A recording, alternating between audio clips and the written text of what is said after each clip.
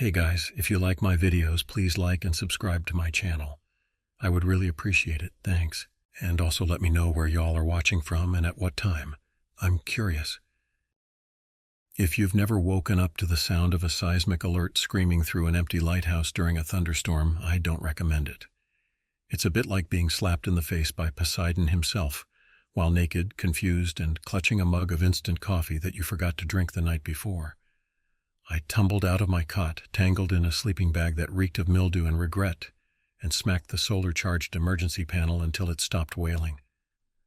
My name is Dr. Lila Rowe, marine biologist, unofficial hermit, and apparently now part-time ghost hunter.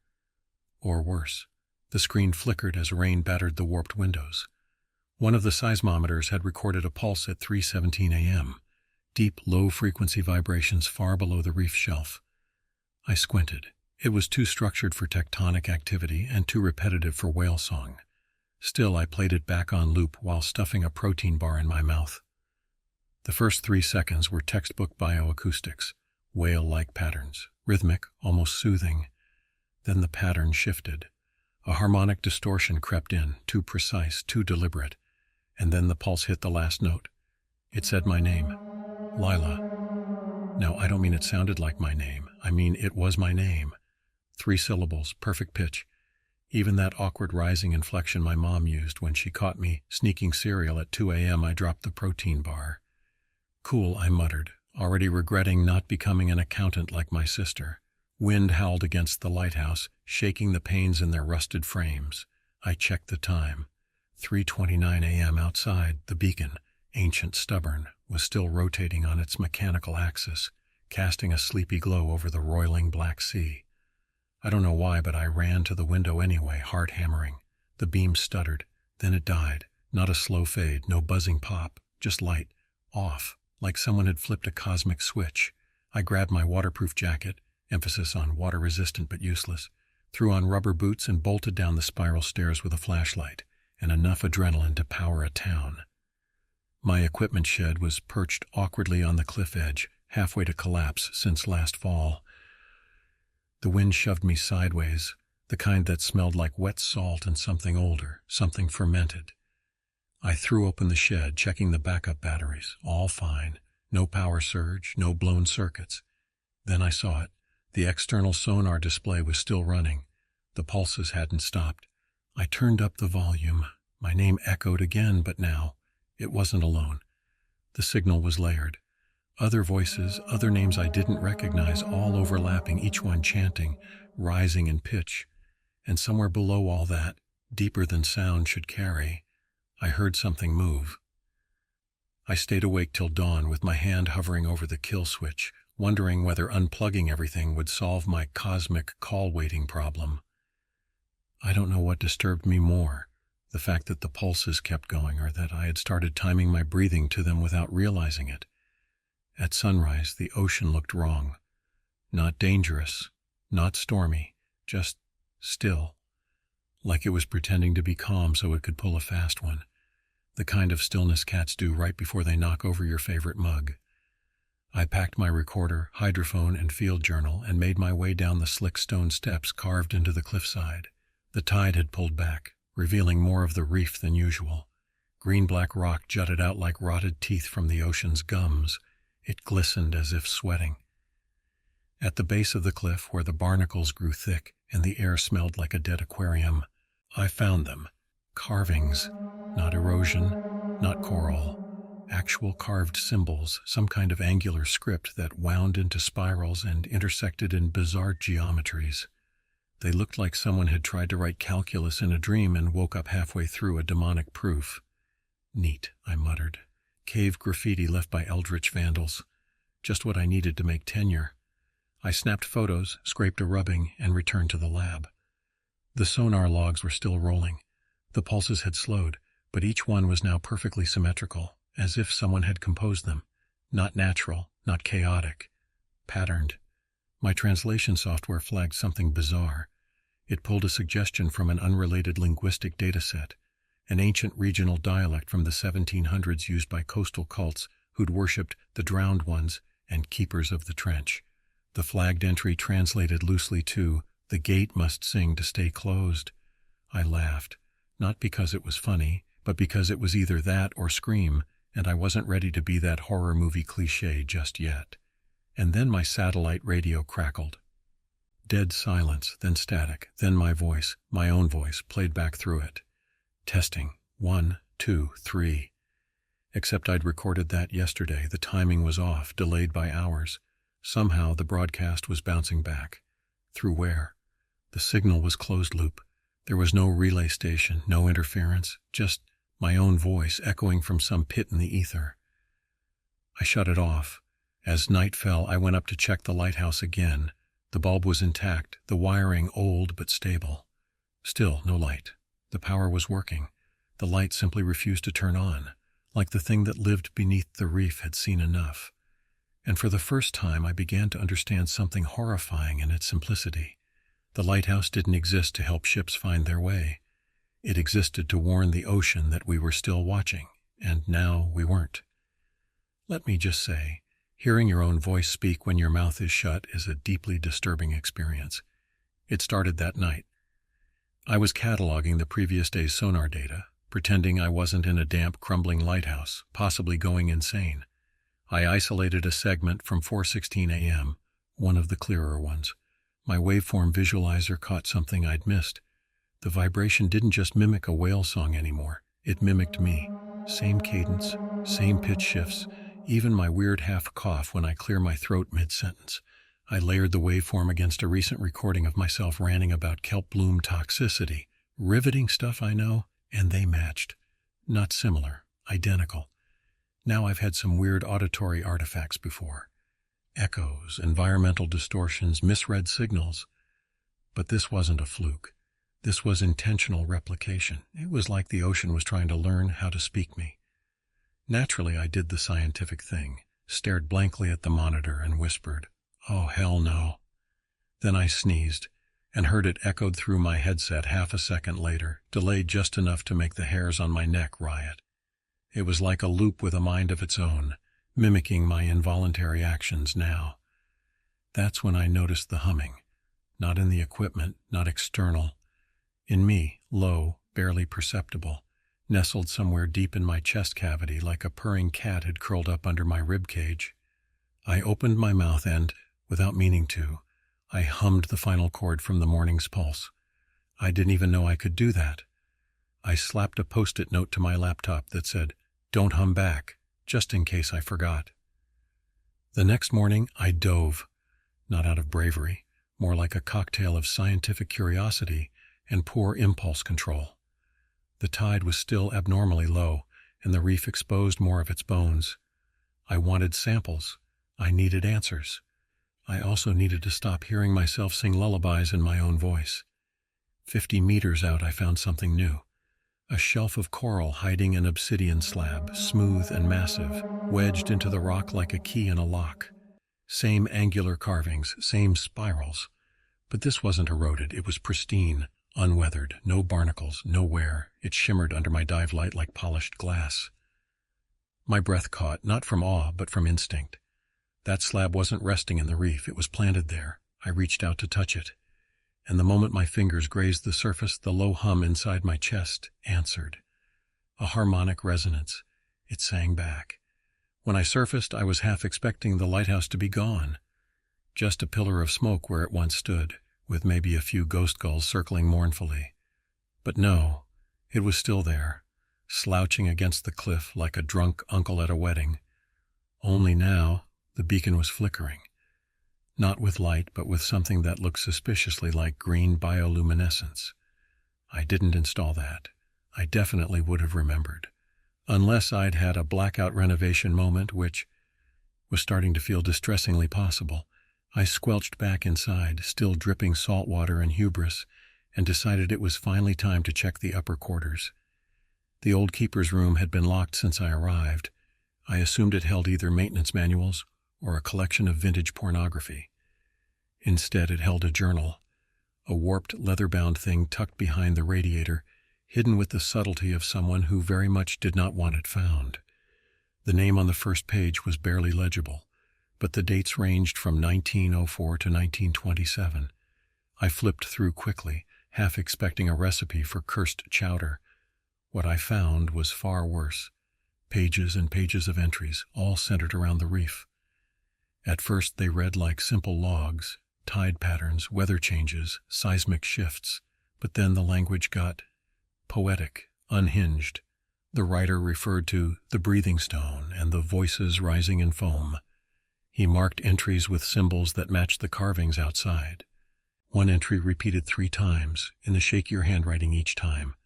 The light must burn. If the light fails, the gate stirs, the gate stirs, the gate stirs. Another page showed a sketch, crude, frantic, of something beneath the reef. Not a creature exactly, more like a fracture, a split in reality. The way the lines twisted made me feel motion sick just looking at it. I shut the journal. Then I heard it. The wind outside had stopped, completely. No rustling, no waves, just silence. I went to the window and nearly dropped the journal. The fog had returned, but it wasn't just hugging the shoreline. It had climbed. High, wrapping the cliff, the railings, the windows. I couldn't see the sea. I couldn't even see the ground, just a pale, choking white, so thick it pulsed slightly with its own slow rhythm. Then came the sound. Not loud, not screaming, a soft brushing noise. Something was moving just beyond the glass, something tall, lurching, its silhouette barely visible through the veil. It stopped in front of the window and stared, or at least I think it did. I backed away slowly, hugging the journal like it might save me from extra-dimensional weirdos. The radio crackled behind me, soft static, then went dead. I didn't turn on the lights. I didn't move. I just stood there, listening to the fog breathe, and I realized something that made my skin crawl all the way down to my boots. It wasn't trying to get in. It was waiting for me to come out. The next morning, the ocean was gone. I don't mean low tide. I don't mean it pulled back a little farther than usual. I mean it left, vanished, like someone had lifted the edge of the Atlantic and said, "Back in a bit." I stood at the cliff edge, windless air pressing against my skin like the sky had forgotten how to breathe, and stared at what should not have been possible. Miles of seafloor lay exposed, slick and gleaming, stretching toward the horizon like a peeled wound. The reef, once a jagged cluster just beneath the surface, had erupted upward. Its full structure revealed itself like a corpse dragged out of deep water. Towers of black stone, symmetrical to a fault, rose in uneven spirals. And at the center, where the fog coiled thickest, a structure stood. A spiral staircase, descending directly into the reef itself. "Great," I muttered, stuffing protein bars in my coat. Nothing says safe and sane like investigating the ocean's deleted scenes. Boots squelching over barnacled rock, I made my way down. The stone was warm beneath my soles. Too warm, and it pulsed, not constantly, but just enough to feel like I was walking on the chest of something sleeping lightly. I reached the staircase. It was made of the same obsidian I'd touched days before, black, seamless, cold to the eye, but humming at the bone. I descended, each step echoing strangely, as though the sound didn't want to stay in this world. The spiral tightened, the air thinning until I reached the bottom, a chamber carved in concentric rings. Bones littered the floor, not animal, human, dozens, maybe hundreds, long since fossilized, arranged in neat semicircles, all turned toward a stone altar. On the altar sat a conch shell, massive, cracked open at the tip. I stepped closer. The walls were covered in carvings I hadn't seen before, not just symbols, stories. They showed creatures not drawn, but etched, as though the stone itself remembered them. Hulking things with too many limbs and no eyes, spirals in their chests, mouths like whirlpools. One panel showed a group of humans kneeling, arms raised toward the reef. In the next panel, they were gone, and the creatures were smiling. Or at least I think they were. The spiral-mouthed don't exactly radiate joy. I didn't hear the sound at first, not with my ears. It came up from the reef, through my boots, my bones. A thud, then another. Footsteps, not echoing from above, from the entrance, from inside the chamber. I turned, heart punching my ribs. The staircase had vanished. Where it had been, only smooth, spiraling stone remained. Fog was leaking in through cracks in the ceiling, fog that glowed faintly green. And in that luminous mist, something stepped forward, tall, wet, skinned in barnacles and seaweed, its limbs bent wrong, its mouth hung open, not with teeth but with song. It began to hum.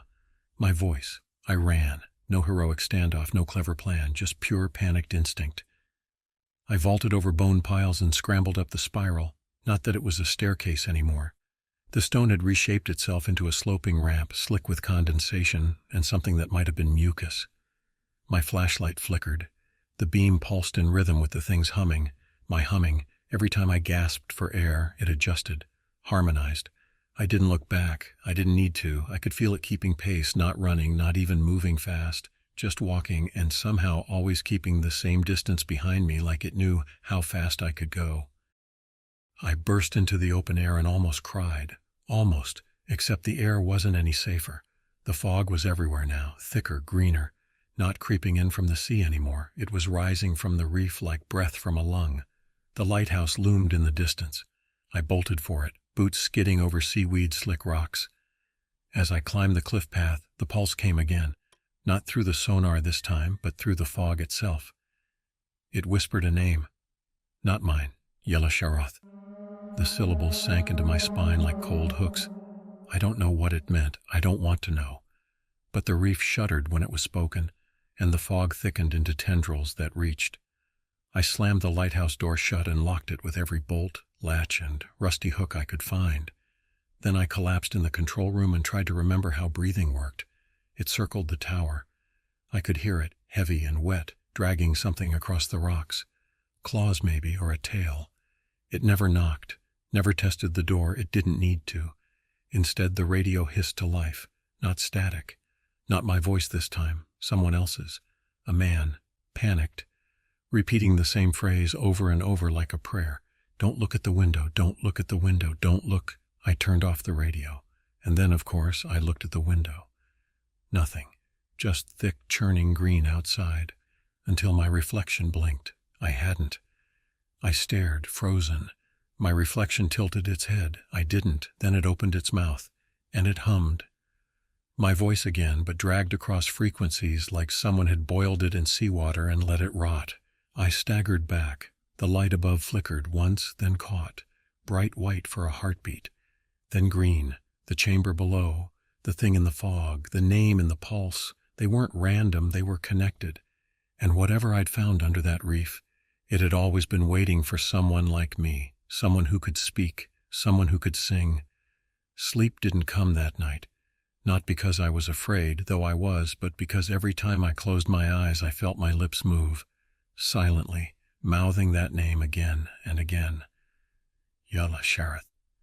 It pulsed in my head like a heartbeat, worse than a song stuck in your brain.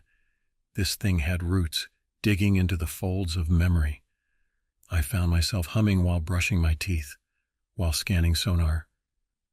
Once while eating a sandwich, which felt like a cosmic insult. Chanting shouldn't go with mayonnaise. By sunrise, I decided to dive into the keeper's journal again. If he went mad in this lighthouse, maybe I could figure out how he managed not to go madder. Near the end of the journal was a folded diagram stained with oil and age, the reef's geometry. But it wasn't a natural formation. It was constructed, deliberately shaped, designed with symmetrical spires, pentagonal trenches, and that spiral stare at its heart. He called it the lid. Not the reef, not the seafloor, the lid. Suddenly I understood. The carvings were not decorations, they were seals. The reef wasn't a home, it wasn't a temple, it was a prison. And the lighthouse? The journal's last passage made it painfully clear. The light must never dim, it sings across the veil. Without it, the gate forgets its bindings, the prisoner remembers its name. My knees went weak, that damned bulb. The one that failed on the first night wasn't broken. It was just done. Too old, too tired. And when it died, something else had heard. I pulled up my sonar logs again and cross-referenced the last week of pulse recordings. A pattern emerged, not from the seafloor, but through it, like a radio signal broadcasting from beneath the crust of reality. Each new pulse overlapped slightly with the previous, not canceling but reinforcing, like building a chord. A chant. And I was the amplifier. At some point, I don't know when, I found myself on the roof of the lighthouse. barefoot, shivering, the beacon above me casting green light in lazy arcs through the fog. I had no memory of climbing the stairs, but I was singing, softly, tunelessly. The chant rolled off my tongue like it had always been there, waiting for the moment I'd stop fighting and start remembering. And for one terrible second, I felt peace, like I belonged. Then I bit my tongue so hard I tasted iron and ran back inside, locked the hatch and shoved a chair under the handle. I wasn't alone in my head anymore. I was starting to suspect I hadn't been for days.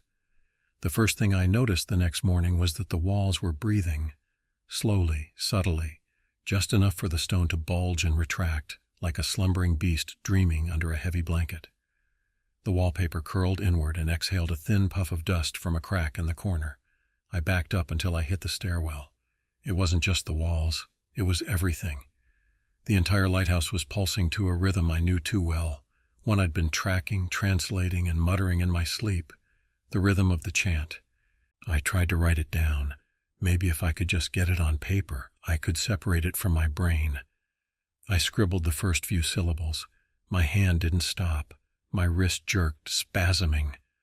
The pen tore through the page, and when I looked down, I hadn't written words. I'd drawn spirals, over and over, layers of them, tighter and tighter. My name sat at the center like a signature. I threw the notebook across the room. Then I looked up and screamed. My reflection in the cracked mirror above the sink. It wasn't me. Not quite. She looked tired, hollow. Her eyes were too wide. And when she smiled, her mouth kept opening, wider than it should, a grin that reached her ears, her teeth like little coral polyps, wriggling slightly. I stumbled back, hand clutching my chest. My pulse was racing, but my heart wasn't pounding. It was throbbing, in rhythm with the building, with the fog. I hadn't eaten in 2 days. I wasn't hungry. I hadn't slept, but I wasn't tired. I hadn't spoken in hours, but I could hear my voice, chanting, whispering, from somewhere in the room. I checked the hydrophone logs. Every hour the chant was clearer, not louder, just closer, like it was no longer traveling across water or stone, like it was inside the walls. I heard scratching, faint, rhythmic. I followed it to the door. The handle was turning, no knocking, no footsteps, just the slow, deliberate twist of cold metal. I braced a chair under the knob, heart in my throat. Then I noticed something else, my own voice, singing through the emergency speaker. I hadn't turned it on. The lid will rise. The gate must sing. We are the breath. We are the hymn. We are the reef. I reached for the power button and froze. Because the voice stopped before I touched it. It had been watching me, timing me. My lungs hurt. My ribs ached. I opened my mouth to speak, and the chant came out. Not words, not noise, just the ritual, smooth, ancient, and mine. I clamped my hand over my mouth and ran to the stairwell. I wasn't just listening anymore, I was transmitting. There's a kind of silence that comes after terror, not peace, not relief, just the calm realization that you've run out of rational explanations, and that your next breath might not be yours. I took that breath anyway, out of habit mostly. Then I turned back to the journal. The final pages were chaotic, smeared with seawater and ink, as if the keeper had written them mid-storm or mid-madness. But among the scratched-out lines and bleeding spirals, a single sentence had been written clean, precise, and underlined twice. The light keeps the seal quiet, the seal keeps the gate shut, the chant keeps the prisoner asleep. I sat down hard. It all aligned, every pulse, every whisper, every ancient carving, tucked under the reef like bones under a floorboard. The song wasn't calling something forth, it was holding something back. The rituals weren't communication, they were containment, and I'd been decoding them, amplifying them, letting them leak out syllable by syllable, like steam hissing from a broken valve. I checked the sonar logs again. The source of the pulses, they weren't radiating outward, they were pushing through the crust, through the water, through me. I'd become a relay tower, an antenna with a PhD and poor taste in protein bars. And worst of all, I could feel it listening back, every thought I had, every fear, every hesitation. It echoed, not in sound but in pressure, like something massive just below the surface shifting slightly to press its ear closer to my mind. I climbed to the top of the lighthouse again, barefoot without realizing it. The fog had parted slightly, revealing the reef in full. It was glowing, not with reflected light, but with an internal luminescence, like bioluminescent plankton swirling in geometric patterns. The spires pulsed, the staircase gleamed, and then, dear God, then the reef rose. Not crumbled, not collapsed, rose. The seabed lifted like a hinged lid opening. The spires cracked upward. The fog pulled back in reverence, and beneath it, I saw it, a second light, not from the lighthouse, from beneath the reef, a beacon in reverse, shining upward, green and steady. Something inside that light was beginning to shift. I couldn't make out its shape, but I felt it, the pressure, the weight of it. My nose began to bleed again, and the chant, once distant, once theoretical, was in my throat now, buzzing through my vocal cords like bees drunk on prophecy. I clenched my jaw so hard my teeth ached, but the note still came through. Yilla Shareth. I whispered it. I didn't want to, but I did, and something beneath the reef answered. I don't remember deciding to record the final entry. Maybe I just needed someone, anyone, to know how it ended. Or maybe the thing inside me wanted it written down. Ink lasts longer than bone. The tape is still somewhere in the lab, under the last backup hard drive. If you're listening to it, then either you're very curious or very stupid, both of which, frankly, I respect. I remember the sound of the reef rising. It wasn't cracking rock or rushing water. It was singing, not in any human sense, not even in a biological one. The song had mass, weight. It pressed against your skin and filled your lungs until breathing became optional. The staircase had returned, winding down into green-lit madness. I walked it barefoot, humming as I went. Not because I wanted to, but because I already was. The hum was ahead of me, waiting, looping, like I was catching up to a version of myself that had gone ahead. The altar chamber had changed. It was no longer empty. The conch shell had bloomed, yes, bloomed, into something organic, petaled, pulsing with soft inner light. And wrapped around it was a shape so large I couldn't take it all in. Tentacles, maybe. Joints that bent in 4 directions. Skin that shimmered like wet slate. And no eyes, just a spiral where a face should be, yawning open, not with hunger, but with music. It didn't speak, not the way we think of it. It recognized me. It resonated with me. I felt it reach into my mind like a tuning fork finding sympathetic vibration. And I resonated back. I wanted to scream. Instead, I harmonized. And that's when I understood the final truth. I wasn't the first. There had been others, scientists, priests, keepers, people who stood in this exact place and felt the same terrible clarity bloom in their minds. We are not gatekeepers. We are instruments. The chant isn't something we use to keep the thing imprisoned. The chant is how it plays us. Every human who ever heard the song added to it, refined it, carried it, not to stop what lay beneath, but to perfect its voice.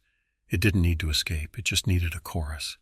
Now I hear them all, hundreds of voices, some whispering, some screaming, all singing, through me, through the reef, through the lighthouse beam, which wasn't a warning after all. It was a signal, a hymn. And I'm not afraid anymore. If you're still listening, run, or better yet, don't. Stay, join in. Just open your mouth and let the reef remember your name. The sea is rising again. It's time to sing.